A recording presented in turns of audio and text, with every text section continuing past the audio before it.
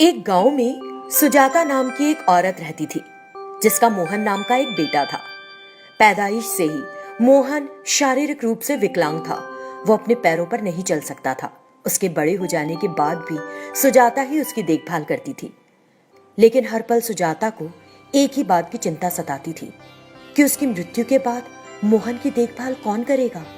एक दिन वो सोचने लगी, हे भगवान, कोई भी माँ अपने बेटे के लिए ये कामना नहीं करेगी, लेकिन मैं मजबूर होकर कर रही हूँ क्योंकि मेरी मृत्यु के बाद मेरे बेटे की देखभाल करने के लिए कोई नहीं रहेगा।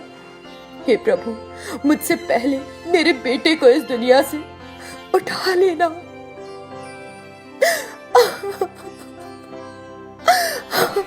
ये सोचकर वो सुबकने लगी। उसे इस तरह देख मोहन ने पूछा, क्यों रो रही हो माँ? मेरी वजह से दुखी हो, है ना? नहीं मेरे बेटे, मैं तो तुम्हारे पिता के बारे में सोचकर रो रही हूँ। अगर तुम्हारे पिता हमारे साथ होते तो कितना अच्छा होता। माँ, वो तो हमें बहुत पहले छोड़कर चले गए थे। तुमने उनके जाने का कोई दुख नहीं किया। आज कह रही हो कि उनके लिए रो रही हो। तुम्हारे ओठ झूठ बोल रहे हैं, लेकिन तुम्हारी आंखें सच कह रही हैं। मेरे पिता ने हमारा साथ नहीं दिया, लेकिन तुमने दिन रात मेहनत करके मुझे बड़ा किया है। क्या मैं तुम्हारी शक्ति और साहस के बारे में नहीं जानता माँ? मैं सब जानता हूँ। ओ मेरे बेटे। इतना कहते हुए उसने उसे प्यार किया। उस दिन सुजाता ने रावली नाम की एक औरत को घर में मदद के लिए रख लिया और उससे कहा, देखो, मैंने सिर्फ और सिर्फ मेरे बेटे के लिए तुमको रखा है। मेरे बेटे का ख्याल रखना, उसे अपना ही बेटा मानना। मेहरबानी करके मेरी मृत्यु के बाद भी उसी तरह से उसकी देखभाल करना। अगर तुम चाहोगी तो मैं अपनी सारी संपत्ति तुम्हारे और अपने बेटे के नाम पर लिख दूंगी, ठीक है? कोई जरूरत नहीं मेम साहब, मेरा भी अपना कोई नहीं है। मैं आपके बेटे का अपने बेटा समझकर ख्याल रखूंगी। ये कहकर वो अपना काम करने लगी। इस तरह वे तीनों एक साथ उस घर में रहने लगे।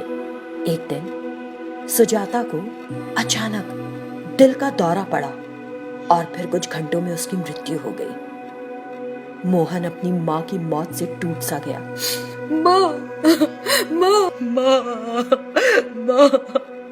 फिर उस घर में रावली और मोहन एक साथ रहने लगे। एक दिन मोहन का पिता शेखर घर आ गया। अरे ओ लंगड़े, लगता है तेरी माँ मर गई। मुझे कल ही पता चला वो मर गई, फिर तू कैसे जिंदा है अभी तक? तू भी जाना उसी के पास। और वो शेखर को पीटने लगा। कौन हो तुम? मोहन को इस तरह क्यों पीट रहे हो? तुम कौन हो? एक नौकरानी दिखती हो। नौकर हो तो नौकर की तरह रहो, हमारे मामलों में टांग मत अड़ाओ। मैं इसका बाप हूं। उसने फिर मोहन को और पीटा। अरे, तब तक पीटता रहूंगा जब तक तू दम नहीं तोड़ देता। तेरे मरने के बाद सारी जायदाद मेरी। इतना कहकर वो घर के अंदर चला गया। मोहन रोया और बोला, माँ, पिताजी घर आ गए। इतने दिनों के बाद घर आए, लेकिन मेरी सेहत के बारे में पूछने के बजाय मुझे बहुत पीटा। मुझे बहुत दुख हो रहा है माँ, दर्द भी हो रहा है। रो मत मेरे बेटे, ऐसे लोगों को भगवान जरूर सजा देता है, जरूर सजा देता है। मोहन की माँ, जो एक प्रेतात्मा बन गई थी, उसने ये सब देखा तो सोचा, हे भगवान, आपने मेरी प्रार्थना नहीं सुनी। तुमने मुझे उससे दूर कर दिया।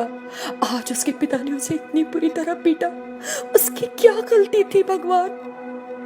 ये सोचकर उसे बहुत दुख हुआ। अगले दिन मोहन का पिता उसके पास आया और बोला, ए लंगड़े, खाकर मोटा होता चला जा रहा है। आज से कोई तुझे खाने को नहीं देगा, समझा? ये कहते हुए उसने उसे एक बार फिर पीट दिया और रावली से कहा, अरे देखो, आज से अगर मैंने तुम्हें उसे खाना देते देख लिया ना, तो तुम्हारा सिर काटकर दरवाजे पर लटका दूंगा। इस तरह उसने रावली को चेतावनी दी, लेकिन रावली उससे घबराई नहीं और उसने मोहन को खाना खिला दिया, जिसे देखकर शेखर ने रावली और मोहन दोनों की पिटाई लगा दी। माँ, माँ, माँ। इस तरह डर के कारण मोहन जोर से चिल्लाया। ये सुनकर माँ शैतान वहां प्रकट हुई। उसे देखकर शेखर चीख पड़ा, शैतान, शैतान। हाँ, मैं एक शैतान हूँ। मेरे जीवित रहते तुमने मेरे साथ शैतानों की तरह बर्ताव किया। अब तुम मेरे बेटे को शैतान की तरह तड़पा रहे हो। क्या तुम सुजाता हो? हाँ, तुम किस वजह से मेरे बेटे को पीट रहे हो? वो तुम्हारा अपना बेटा है ना। तुम बिना सोचे समझे उसकी पिटाई कर रहे हो क्योंकि वो शारीरिक रूप से विकलांग है। तुमने रावली को भी पीटा जिसका कोई दोष नहीं। क्या तुम भूल गए हो कि तुम एक इंसान हो? तुमको बस पैसा चाहिए ना, ले लो सारा पैसा और जेवरात और इस घर को छोड़ दो। ये घर मेरे बेटे के रहने के लिए है। मेहरबानी करके इस घर से चले जाओ। ये सुनकर शेखर ने मन में सोचा, हाँ, ये सच है। मैंने बहुत बड़ी गलती की है।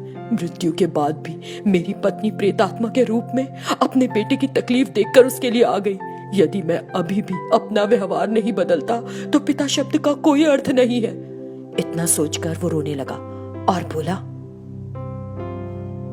प्लीज मुझे माफ कर दो, मैं यहां फिर कभी नहीं आऊंगा। इतना कहकर शेखर वहां से चला गया। अपनी माँ को देखकर मोहन को बहुत खुशी हुई। तब से मोहन की माँ उसके साथ उस घर में ही रहने लगी और उसकी देखभाल करने लगी। इस तरह वे बिना किसी परेशानी के खुश रहने लगे।